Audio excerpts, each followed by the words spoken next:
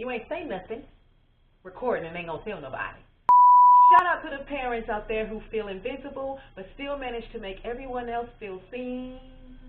Shout out to the ones who haven't sat down since they can't even remember. And to the parents reheating the same cup of coffee for the third time, answering questions in their sleep, and still showing up with love, this one's for you, okay? Because pouring out shouldn't mean running dry. Welcome to Season 2.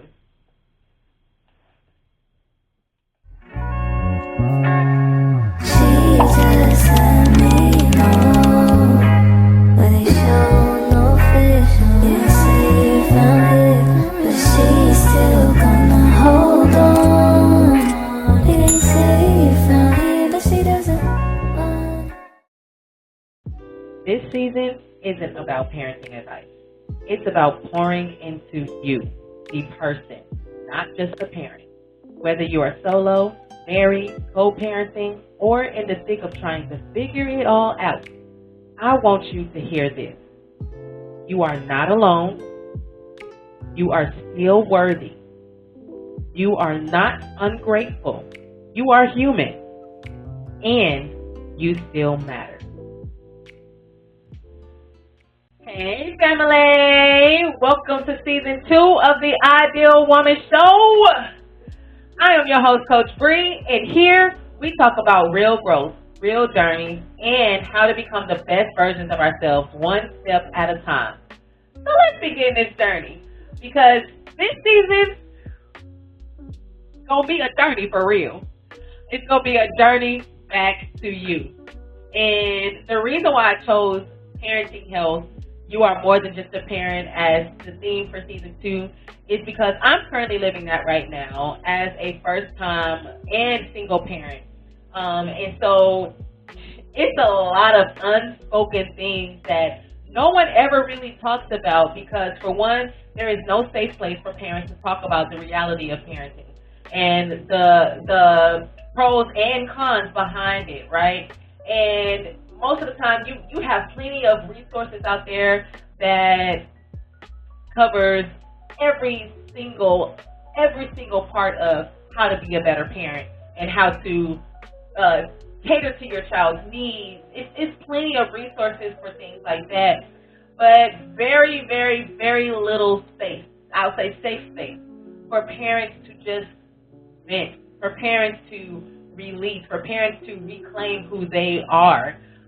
Still, but maybe forgot who they are because of the role of parenting, not just the role of a parent, but all of the many other roles that you may wear, entrepreneur, minister, you name it, the list goes on.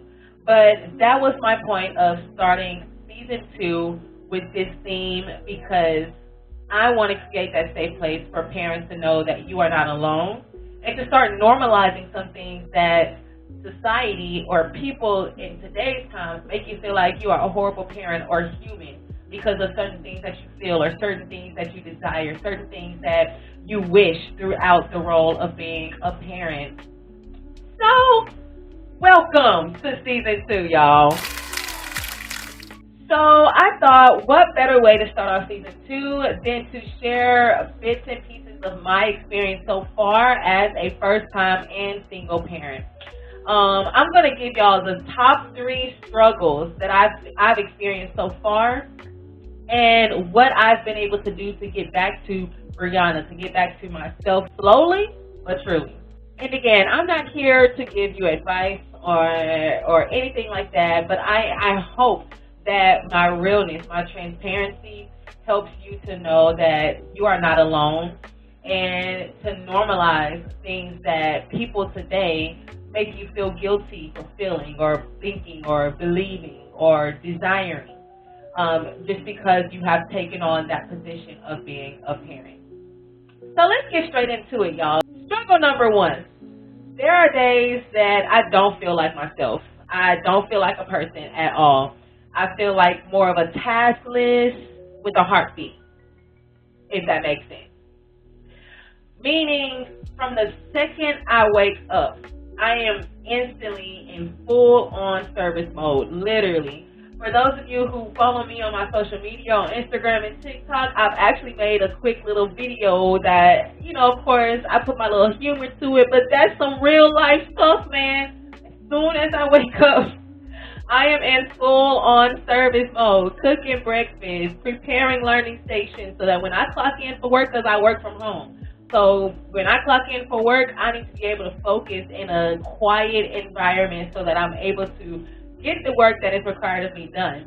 And so add that to the list. Cooking breakfast in the morning, preparing learning stations, then making sure my daughter is set, she's content with her learning stations or whatever I have her doing that early in the morning. So when I clock in for work, I can focus. And then it don't stop there. I am the emotional support, reassurance constantly throughout the day. Her physical needs, playtime, bath time, bedtime.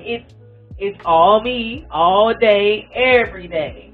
And so if I had to say for my first struggle, it would definitely be that there are days that I don't feel like a person, more so of a task list with a heartbeat, literally. And being a first-time mom and single parent at that has meant putting my business ideas on pause. It's meant losing track of my spiritual health and slowly falling into depression, not realizing it at first, but of course I realized it after a while, but not realizing it at first because I'm just moving about my day every day, catering to my child's needs.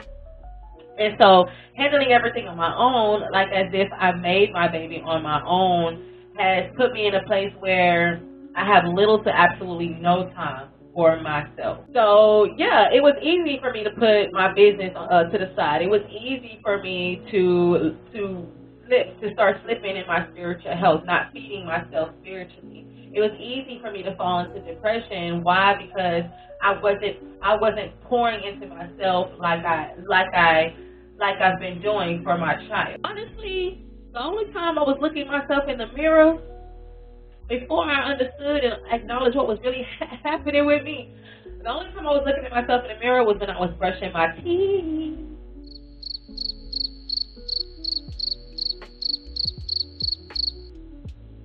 Moving on. Struggle number 2. I used to feel guilty for craving alone time. Or I'll say like this. I used to think craving alone time meant that I was ungrateful. But nah, now I realize that no, I'm just that doggone tired. I'm tired. I'm drained. Drained, honey. So let's talk about parent guilt real quick. Because me craving alone time, me wanting space, doesn't mean I love my child any less. So let's just clear that up real quick. Okay? That doesn't mean I don't love my child, because I do. Absolutely. Do I regret having my child? Absolutely not. However, I've realized that I'm literally drained or overwhelmed by the end of the day, or just overstimulated by the end of the day, because again, I'm just giving to her needs. I'm just focused on being a parent, a great provider, a great emotional support system, a great teacher, a great disciplinarian without making her feel small, and so there's a lot that I'm giving to her that I have forgotten. Hey, I still need to give to myself. I don't even know how to balance that out. You know what I'm saying? And so for me, I've been in that place where I'm like, man, I really just want to be able to breathe and to think, to process, or just to be, without being needed, literally. And I'll give an example. I have to make appointments with myself now just to take a quiet shower, literally. And I have to be intentional with my timing, because it's simple things like taking a shower. Your kid follows you everywhere in the house, especially when you are a single parent. For those my single parents that are watching, that's a real life thing, that those of you single parents with friends that have no kids really, really, really don't understand that. So like simple things like taking a shower You don't even get alone time in there. Your kid is either in there playing, throwing their toys in your bath water. It be bad, y'all. It be crucial out here, y'all. Check on y'all parents. Check on y'all friends with kids, y'all. Check on y'all friends with kids, y'all.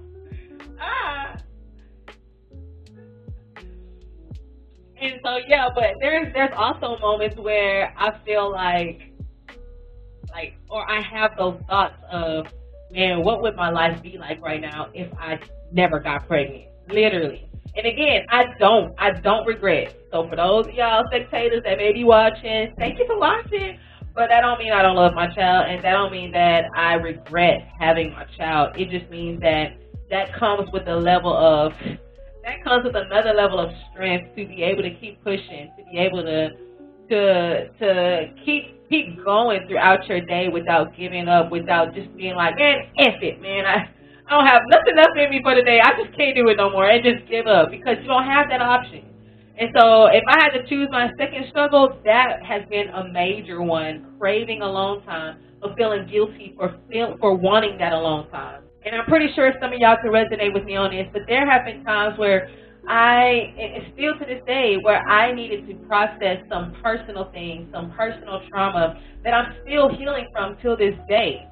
And I kid you not, I can't even have a simple mental breakdown without my baby girl coming in the room talking about, Mommy, iPad, or Mommy, chocolate, I want some cereal. It'd be like, yo, you don't see Mommy trying to cry right now? You don't see Mommy having a mental breakdown? It's like, kids don't be giving a dime about your mental breakdowns, because they need what they need when they need it, and you on day 5. So they don't have time for that. They ain't trying to hear that. They be like, all right, Mama, so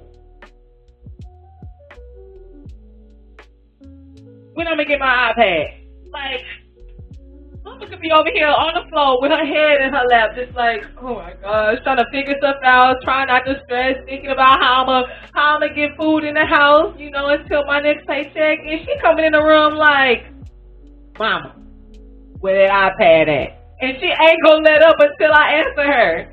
So it'd be like, yo, check on your friends with kids, man. Check on your friends with kids. Y'all, not my camera trying to die on me and cut off part of this last footage. But struggle number 3 is being constantly needed.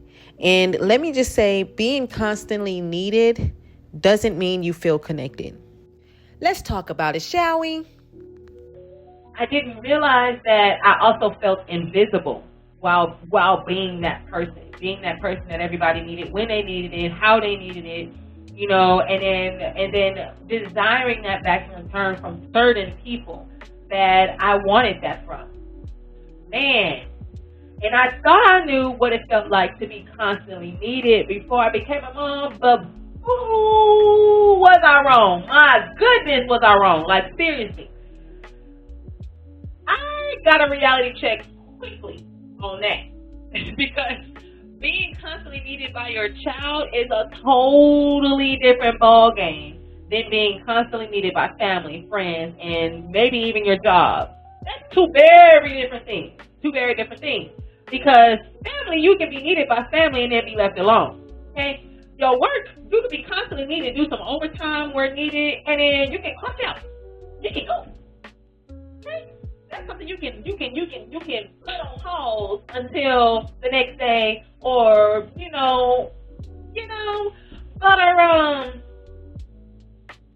you can't turn off parenting.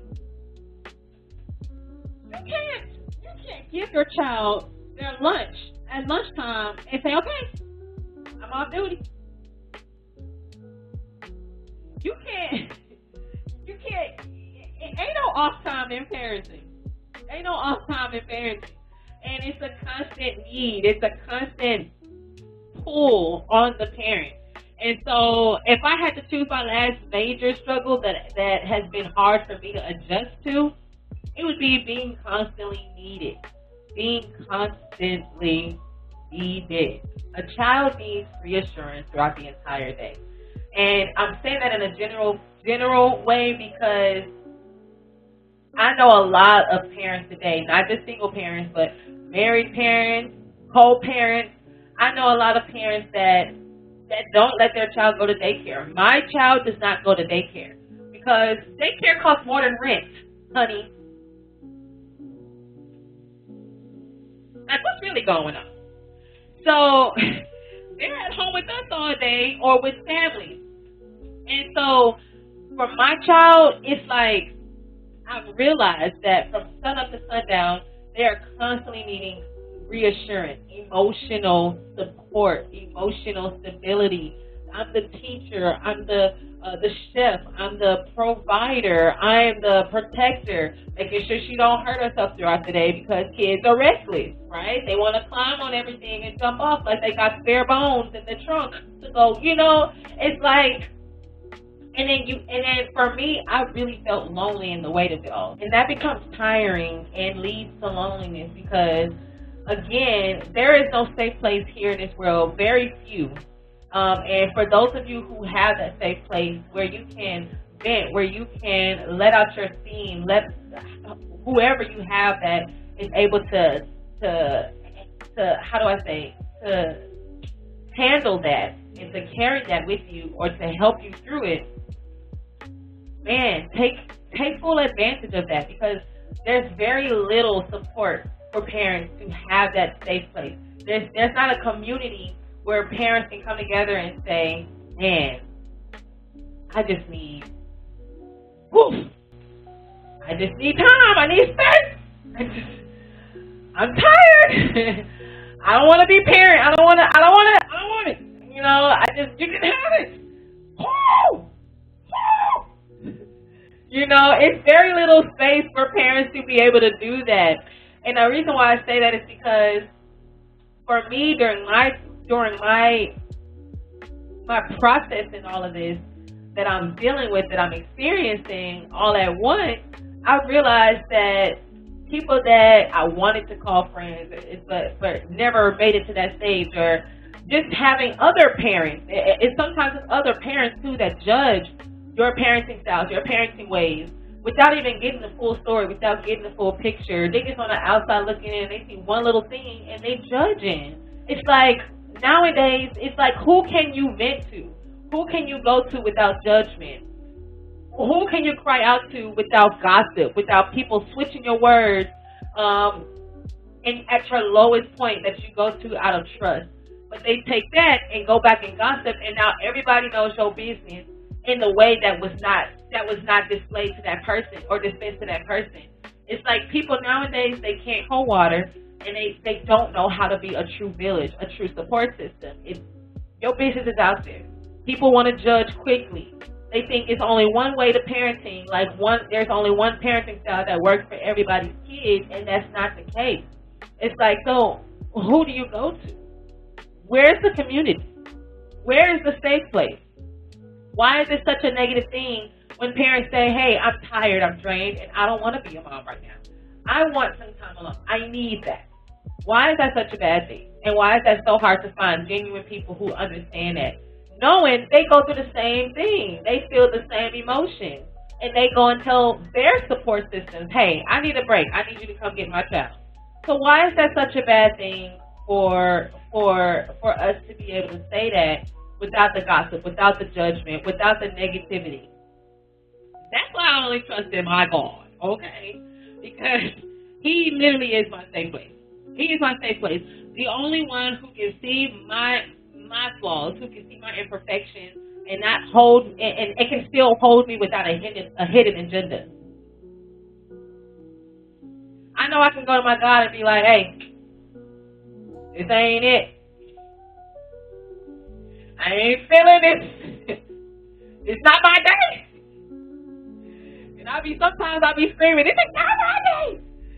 This is not my day. And I don't have to worry about nobody else knowing my business. I don't have to worry about him telling my business to nobody because why? He handles it. But literally, where's that safe place for us parents? We need to build that community, y'all. And that's what season 2 is all about. So let's get into how I started getting back to Brianna. What are some things that I literally did? And these are honest truths. So Again, I don't sugarcoat nothing. I don't say nothing. This is not for entertainment or nothing like that. These are real life things that I've actually had to do and been doing, still doing, literally to this day as you're watching this video, that has helped me to get back to Rihanna. And hopefully this can help some of those parents out there that are watching that are in the same struggles right now or going through something similar or completely different but still needing some kind of guidance or a different perspective on how to get through, how to get back to who you are outside of just being a parent. So let's get into it.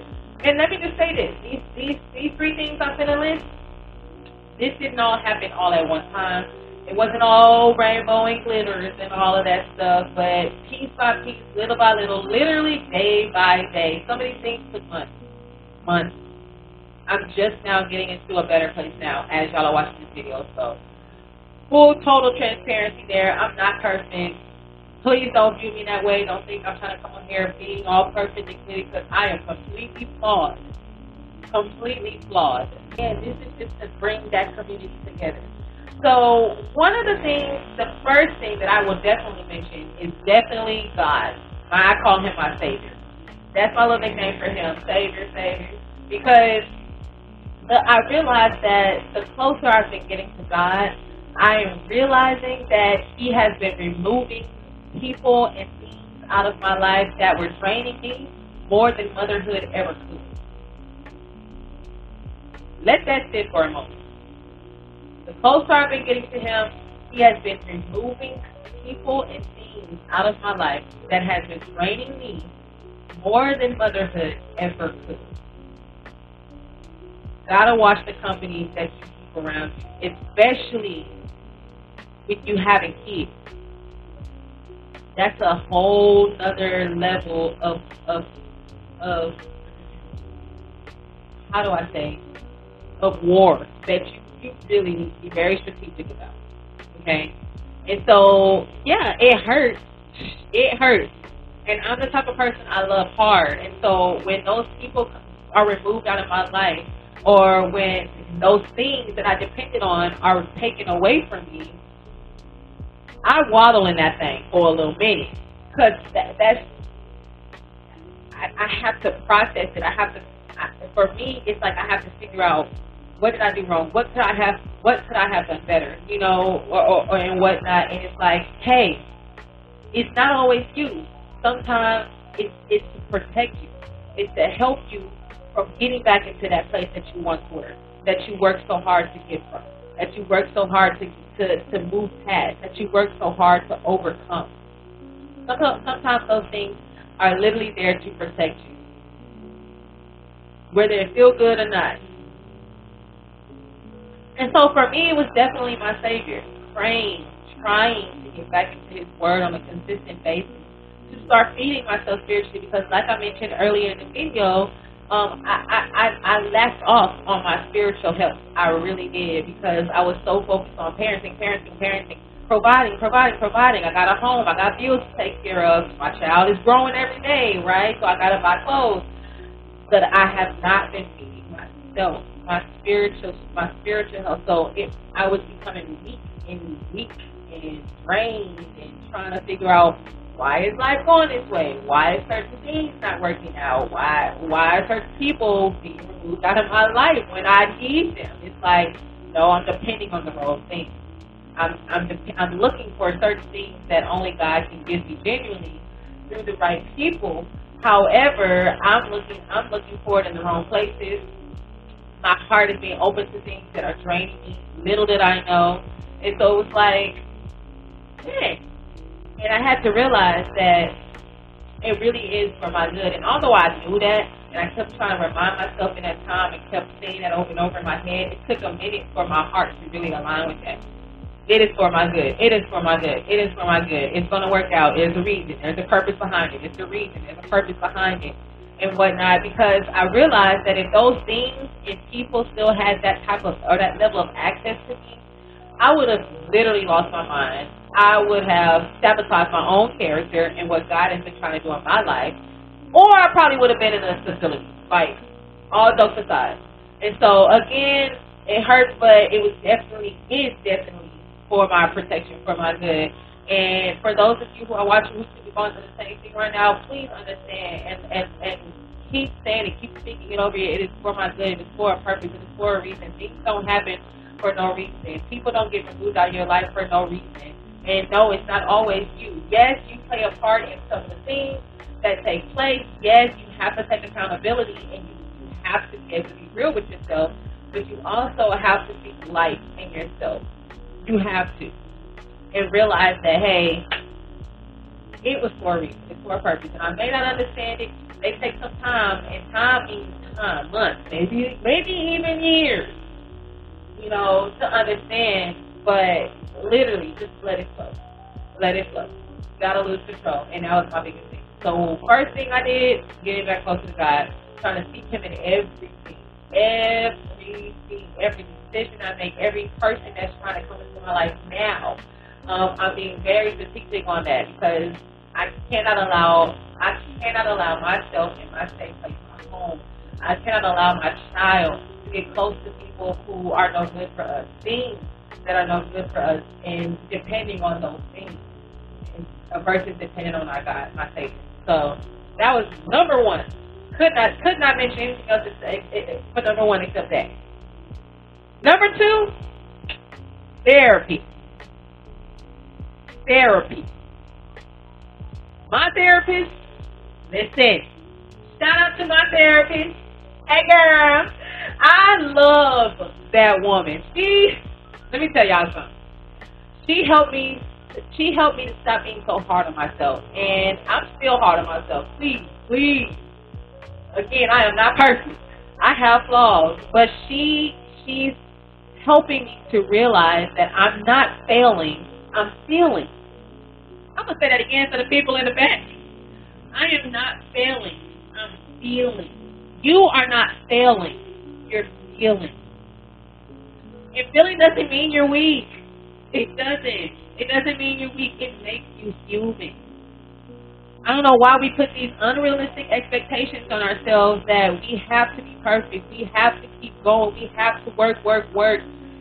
And don't realize that, hey, we're human. We need rest. We need time to give our mind a break outside of responsibility of life. We have to, that's a part of pouring into yourself. And so the second thing that helped me get back to Brianna, my therapist.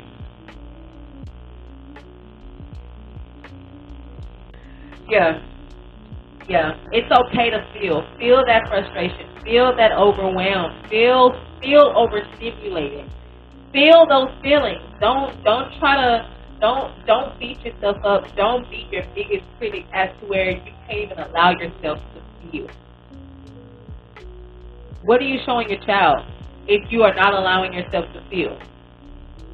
My therapist has literally made me understand. She's helped me understand that in a different perspective, because I remember, and I still say that to this day to my own parents. I feel like, why didn't I see this growing up? Why didn't I see that growing up? It's like, why didn't y'all allow us to see y'all struggling emotionally or when y'all were stressed? I had those moments, because growing up, I didn't see that. My parents were very good about hiding that, or not hiding it, but they were very intentional about what we were able to see. So times where they may have had issues, we never knew about it. Times where my mom might have been overwhelmed or about to throw in the towel or was about to give up, never saw it, literally.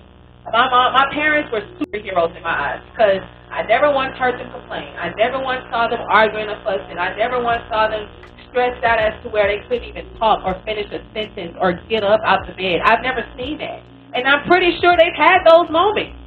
I'm pretty sure they have, but they never allowed us to see it. And my therapist was like, I kid you not, I was in a session with her, and again, I work from home. My baby don't go to daycare, so she's with me. Even when I'm in my therapy sessions, I try to keep her quiet and content on her iPad in those moments that I have my sessions with my therapist. And it was one time where I really wanted to cry, and I just kept holding it in, and she was like, "What's going on? Looks like you over there. You want to cry. Why not let them flow?" And I was just like,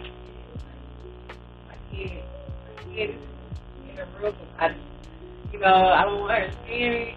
And she was like, no, like it's okay. Your child needs to see that. Your child needs to see that you are human. Let me detail this a little further. Just 3 minutes. What are we teaching our kids by keeping those parts of ourselves hidden? Are we truly preparing them for the realities of life by doing that? I'm not saying that our kids need to see everything, but they need to see great examples of how to manage their emotions in a healthy way. Maybe appearing to be strong all the time isn't the best option anymore. Because in my opinion, we clearly have a generation who is more comfortable expressing their feelings behind memes on social media nowadays, over verbalizing them to the people they should feel safe enough to do so. Now we have more kids who feel safe running to social media than to us as their parents, which since they were babies, we were their first safe place. So my therapist helped me to see that it is normal to let your kids see you crying at times and struggling, because then you are showing them that you are human too. You make mistakes too. You get hurt too. You get frustrated too. And then you can see how they can see how you manage your emotions in a healthy way, so that when they go into this world as adults, they have better tools and methods that they can utilize in a healthy and mature way. So now when I'm not having a good day and I just feel overstimulated, I allow Shy to see me cry and allow that to be my opportunity to be a great example for her. She'll see mommy having her moments, crying, screaming. I probably put my head in my lap, but after I have my moment, she see mama praying. She see mama taking advantage of therapy to dissect my struggles and emotions in a healthy way. And then she sees mommy pushing throughout my day. She don't just see me pushing through, she sees the in between. So as she is growing up, she knows that her feelings and struggles are okay and that they are safe. And so she'll be like, ooh, I remember when mama had this emotion, or I remember when mommy went through this and I saw her get her way through by praying. I saw mommy using the resources like therapy, counseling. She didn't just run to drugs or social media or to the wrong people that would validate her when she didn't want to deal with herself. Y'all, normalize allowing your kids to see you struggling every now and then, because they, as well as ourselves, need to understand that the hurt and struggles of life are not preventable, and that giving up is never the option. And then you, as the leader, the parent, the head of household, be their first example of what it looks like to get through it, so that they know that it is possible and that getting through is an option too. I'm done. Let's wrap it up. You can be present for your child and still be in search of yourself. That's for every parent who is still trying to figure it out. Rediscovering joy, faith, identity, purpose. Your love for your child doesn't erase your needs for self-love and self-discovery. You can love your child and still wonder where you went. That doesn't make you selfish. It doesn't mean you are broken. It doesn't make you a bad parent. That's the reality of life. That is the reality of life. And if you feel that way, please know you are not alone. Please know that you are still human. And even though that there are people out there in a community of people that think that you have to be perfect, that you have to be strong, and that you have to suck it up and take on the struggles of life in silence, those are the same people who are barely keeping it together on their own. Keep in mind, everybody is flawed. That is why I'm creating season 2 for my parenting help.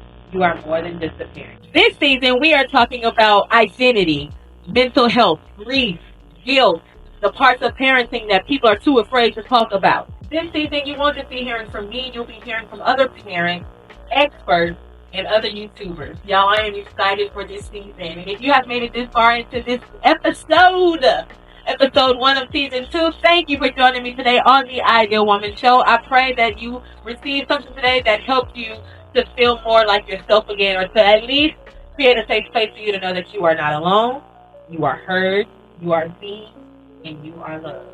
Please follow me on my social media to get a lot of the behind the scenes and some encouragement throughout the week in between each episode. You can follow me on Instagram at Ideal Woman Show, my Facebook page at Ideal Woman, and my TikTok, Coach Brianna P. Of course, you can also subscribe. You made it this far in the video, go ahead and subscribe. Subscribe to my channel so you'll be notified of every episode. This season will be going down every Tuesday by 5 p.m. A new episode will be dropped. Alright? Please go ahead and like and comment. Let me know how you felt about this video. Did you resonate with anything that I have shared with you today? Did you walk out feeling heard, seen? Let's talk about it. This is a safe place, y'all. Safe place.